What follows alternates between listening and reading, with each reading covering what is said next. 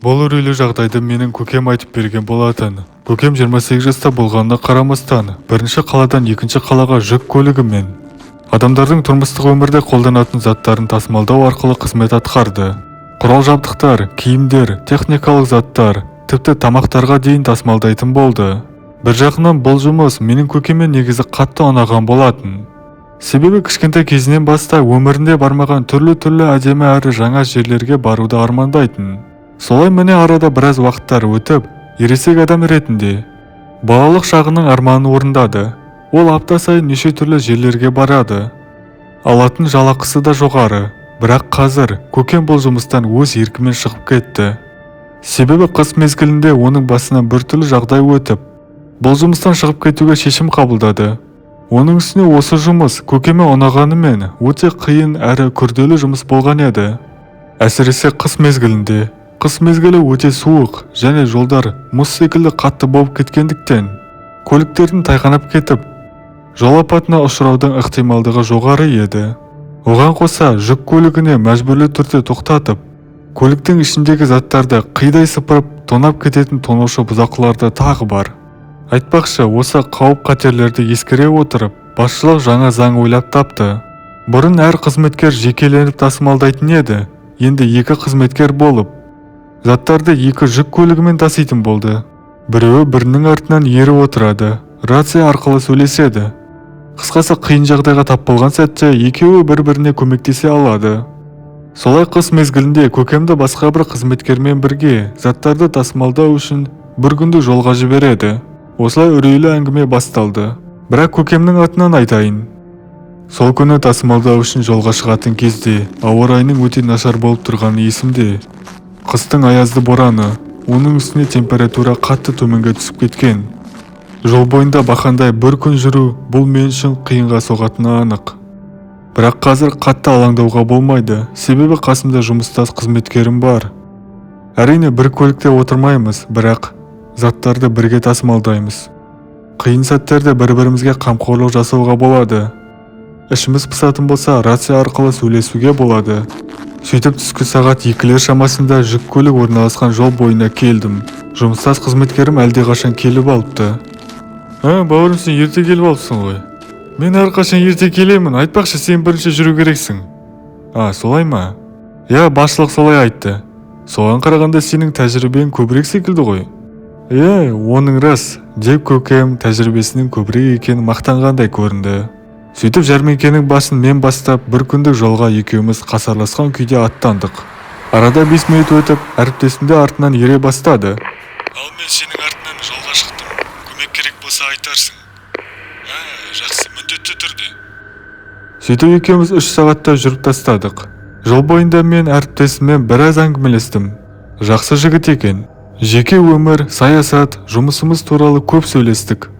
Ал екеуміз әңгімелесуден шаршаған сәтте жол басындағы табиғаттың таңғажайып көріністерін тамашаладық. Сөйтіп кешкі сағат 5-тен 15 кеткен сәтте әріптесім маған жол бойына тоқтап тынығып алайықшы деді. Бауырым, мына алдымыздағы шайханаға тоқтай аласың ба? 30 минут тынығып алсақ қалай болады? Бір жерің ауырып тұр ма? Солай секілді. Көлікті жүргізуге жеткілікті түрде назар аудара алмай жатырмын. Болды, түсінікті, еш мәселе жоқ. Деп мен алдымызда кездесетін шайханаға тоқтадым. Екеуміз шайға тапсырыс беріп, шөлімізді қандырып, жүрек жалғап алдық. Бірақ кенет әлеуметтік желіден сұмдық хабарды естідім. Жол бойында болып жатқан тым көп жол апаттары көбейіп кетіпті. Соңғы 3 күннің ішінде бақандай 6 рет сұмдық жол апаттары тіркеліпті. Бірақ одан бетер сұмдық хабарды жеткізген әріптесім болды. Ол маған өзін жайсыз сезініп тұрғанын айтты. Өзің жалғыз тасымалдай бер, мен осы жақта қаламын, деді. Тоқта, сен осы шайхана ішінде қаласың ба? Жоқ, жүк көлігі біздің екінші үйіміз емес пе? Соның ішіне қоныстанамын. Ал басшылыққа не айтасың? Басшылық мені түсінетін болады, ол жағынан уайымдама. Жақсы, тезірек сауығып кетуіңді тілеймін онда. Деп мен солай күтпеген жерден әріптесімнен ажыратылдым десем де болады. Енді маған ертеңге дейін жол бойында жалғыз болуым қажет.